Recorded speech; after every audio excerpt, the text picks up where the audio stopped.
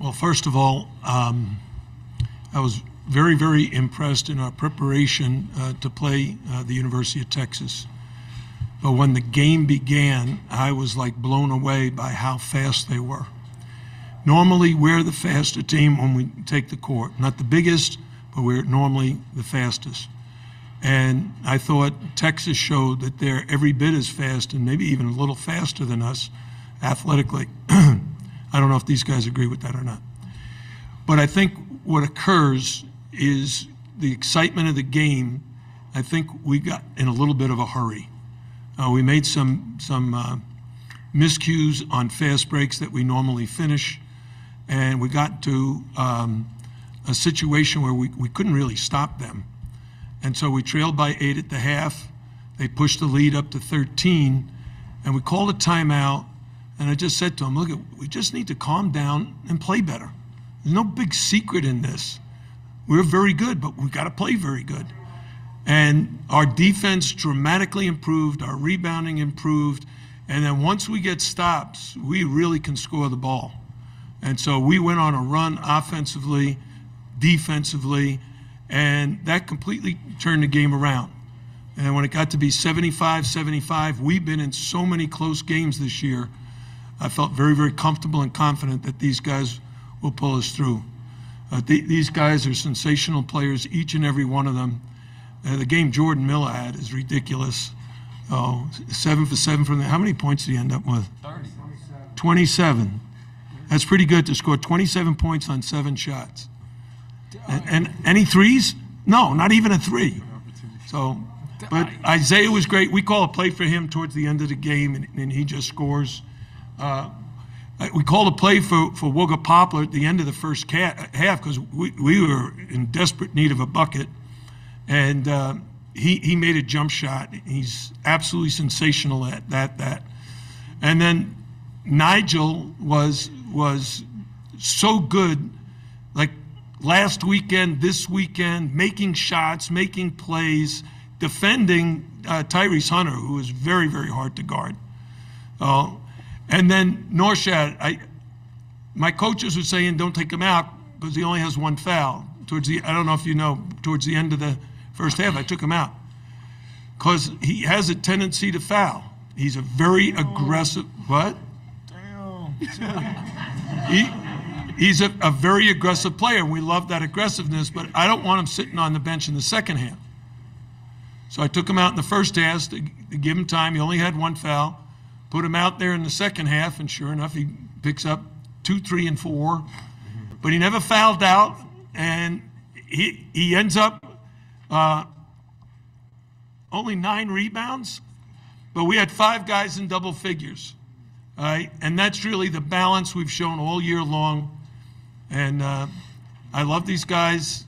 They're all terrific. Their personalities are just sensational. So I probably talked too long, so questions.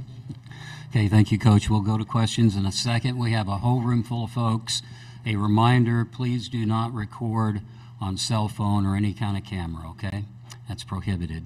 Well, Really? Still cameras are okay, I mean, to shoot. But questions now, the first one on our left. Coach David Smale, Field Level Media. I know nobody's perfect. Jordan came pretty darn close to it. What makes him so special and able to do that?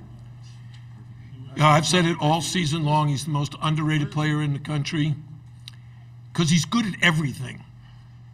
In the summertime, he had a 7-to-1 assist-to-turnover ratio in practices. 7-to-1. That's ridiculous. That's better than any point guard I know.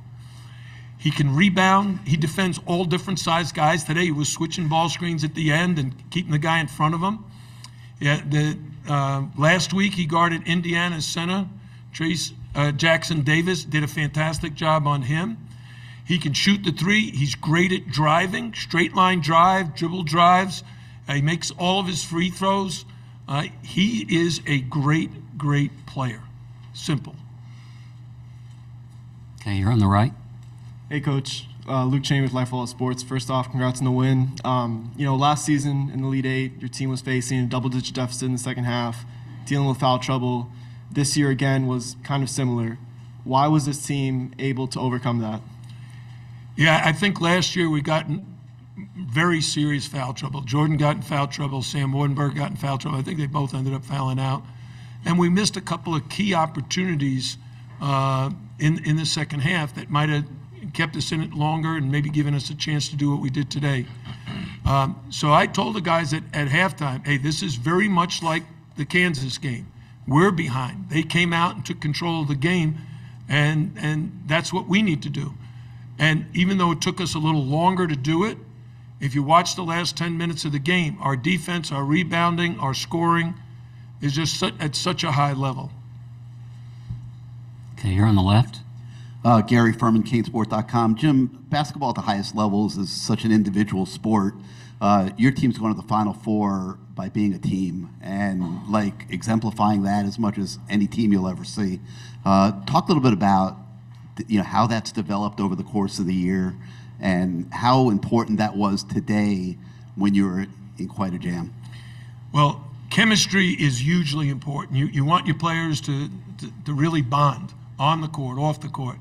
And I'll tell you, last summer when our two transfers, Nijel Pack and Norchad Omier, came into the gym, Nijel just bonded with Zay like right away. Zay loved having them. They played great together.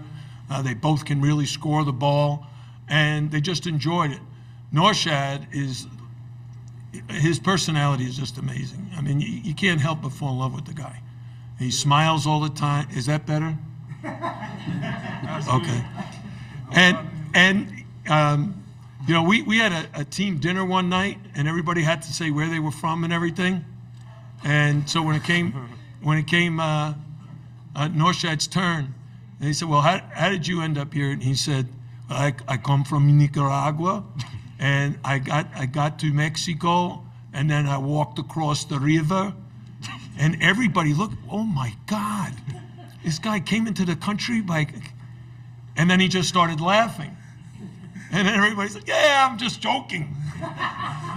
So that's his personality, and then you look at a guy like I said, Isaiah Wong is the ACC Player of the Year for a reason. And Wooga Poplar, his trajectory is so high right now, I can tell you. His defense on Rice was, I'd say, at the highest level I've seen in college basketball. Because Rice can really score. He's got a fantastic shot fake, and normally everybody jumps for it. Wooga wouldn't let him catch it. He fought over every screen. He blocked him out. He got some rebounds. Between Nijel, Wooga, and Zay, we got a tremendous backcourt. And then you look at our 4-5 position with Jordan, who's exceptional, and we got the best rebounder in the country in Norchad. So have I complimented you guys enough? Yeah. Okay, good. Hey, Jim, just as a quick follow-up to that, when you're in a jam like you were today, how important is that chemistry that these guys have built? Yeah. When you're at a timeout, you need their attention. And the first thing that happens is I meet with my coaches to talk with them about, hey, what adjustments do we need to make? We're falling behind. So we have a circle that there's these stools that the players sit on, and there's one stool for me. So there's 5 stools for the players, the guys are in the game, and 1 stool for me. So when I was finished meeting with my coaches, I turned, and there were the 5 guys that were in the game, and Norchad sitting in my chair telling them what to do. Can you tell him what I told you? What? Can you tell him what I told you? What? Can you tell him what he told you? Yeah. Look at the score. So Wooga wants me to tell you, I tell the players all the time, during games, whether you're ahead or behind, don't play the score, play the game. But we had come so far back, we were only down 4, and I wanted the players to know, hey, now the game is really on the line. I said, look at the score. And I think it was 72-68. And I turned back to the team, and Wooga said, we don't play the score, we play the game. Is that the one, Woog? Yeah. Who's up next? Okay, here on the right. Chris DeMond, Miami Hurricane. Coach, 17 years to the day, you led George Mason to the Final Four, and now you've done it with the Hurricanes. What did you feel back then? What do you feel right now? It's the same exhilaration, just the jubilant attitude, the effort, because you just love when your players accomplish a goal they set out before the season. And I'm a great believer in the 7 habits of highly effective people. The first habit is be proactive, plan ahead. So always talking to the guys about planning, visualizing, seeing yourself being successful. But habit 2 is, what's habit 2? No, habit 2 is begin with the end in mind. And what we said the first day of practice, we got to start visualizing right now what we want to accomplish and then be working toward that every single day. And that's what these guys have done. 4 minutes to go in this session here on the left. Blair Kirchhoff with the Kansas City Star, and this is for Jordan and Isaiah. You guys are down 8 at halftime, but shooting 64%. Did you guys know that? And as the second half unfolded, your shooting percentage actually went up, and the deficit increased as well. What is it about this team that allowed you to not get frustrated at that point? Jordan? First thing I'll say is our perseverance. None of us wanted to go home. Another big factor I would say is we know we're pretty good offensively, but what's going to decide a game for us comes down to how many stops we can get. And even though we shot that good of a percentage, they were scoring too. And we knew we couldn't just keep scoring back and forth because they had the lead, so we had to dig deep, find a way to get stops. I'll just say I'll thank the ACC for preparing us for these types of games. Just coming in, every game we played in the ACC, it's always a close game. It's always a shot to win. And I feel like coming into March, we've been in those types of situations, and we played good, and we wasn't afraid or scared in any situation, and we just stuck together and played together throughout the game. And I'll just say thank you, appreciate for the ACC for the competition. I like that saying. Yeah. Okay, second row on the aisle. What's going on? Congratulations, Coach, and the rest of the team. Donovan Campbell from WSVN, Miami and Fort Lauderdale. For you, Jordan, we spoke a couple times, and all you said that last year, the Elite Eight, you weren't satisfied, and you just did not want to have that feeling, and you wanted to make sure you will these guys, and you definitely did tonight. What was that like? Did you really want to put the team on your back, being the senior, and just ride out the way you did tonight? Here's what I'll say. That loss sat with me for a really, really long time. I had to put it in the past because it was a new season. But like I've said, having the opportunity to kind of right your wrongs almost and get past something that, stumped you previously is a great feeling. I wouldn't say I put the team on my back. Like, my teammates did a good job of getting me the ball, and everybody was in double figures. I think this was what I'm most proud of is the will and the togetherness of this team. I don't think we've been down that much at a halftime in a very long time. I can't remember. But, we just all bought into staying together, keeping that hope alive. And the way we just willed this one through, I think everybody played really well. And I think it really shows, like, the poise of this squad. Let's go to Zoom for our next question. James Hill, please unmute yourself. Speak slowly, identify your affiliation, and ask your question. James Hill with ABC7 in Sarasota. Just talk about the U, and this is a major day in the U men's basketball history. You want to direct that to who again? To Coach and any of the guys who want to take it, please. Well, very, very simply, I tell the players all the time, it's about having a positive attitude, making a total commitment, and behaving in a first-class manner. So the university's attitude has been to provide all of its athletic department sports the needed resources. And our athletic director, Dan Radakovich, immediately came in, and he's got the basketball program going to have a new weight room and training room. We're building a new 7-story football facility. We're building a new dormitory. The University of Miami is one of the top 50 schools in the country, and we want to be sure everybody in the country knows that. And we have a great pep band. We got great cheerleaders. Last week, I went through the the lobby of the hotel, and our cheerleaders and dance team were all there studying. 2 of them are going to be doctors, one going to be a lawyer. I sat and talked with them because to be at the University of Miami is a very, very special place. It's like a resort. It's like you're not exactly on vacation because you're working hard, but the venues are just tremendous, and we're investing in ourselves and in our brand. And I love it. My wife loves it, and I'm going to go home and have a Smoothie King tomorrow. Isaiah, we'll let you respond for the group on that, if you like. I'll just say the Miami culture is just a great place to be at. Like, Miami is a nice weather out here. Like you said, the students are great, and it's just a great culture to be a part of and a great organization to be a part of. And it's just an honor to be one of the players on Miami and just going to the Elite Four. It's just Final Four, but okay, but be quiet, Chad. Just let me talk, Chad. Let me talk. But it's just an honor just being around these guys. It's just we all show appreciation. We all love each other, and we all just here sticking to each other. And it's just a great place to be at.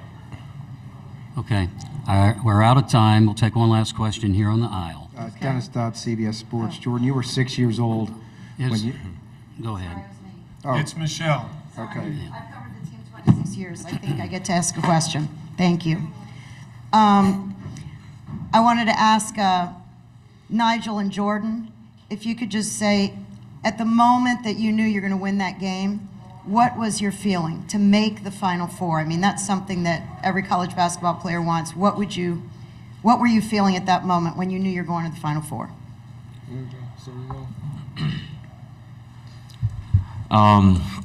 It was a feeling, it was unreal. I mean, to come back from that deficit, especially, some people were starting to doubt, could we come back, and, how hard we fought to get back in this game, and to come back and actually win this game, especially on a stage like this, was, something that was an amazing feeling that I can't even put into words. And I know how much, these guys wanted to win this game, especially being here last year and them losing in the Elite Eight, and now be able to make it to the Final Four for the first time in program history is something special. And, I know for me and Norchad being transfers, and this is our first time in the NCAA tournament, this is like something unreal to, be with this great group of guys, our coaching staff being great, and be able to make it to the Final Four in your first time, making it to the NCAA tournament. It's like, man, I don't know what to say, but I'm loving the experience so far, but we still got more work to do. Yeah, I don't know if there was a point in the game where I thought we were going to win. Honestly, I was just so determined to make sure, anything can happen with however much time's left on the clock. Coach always preaches that.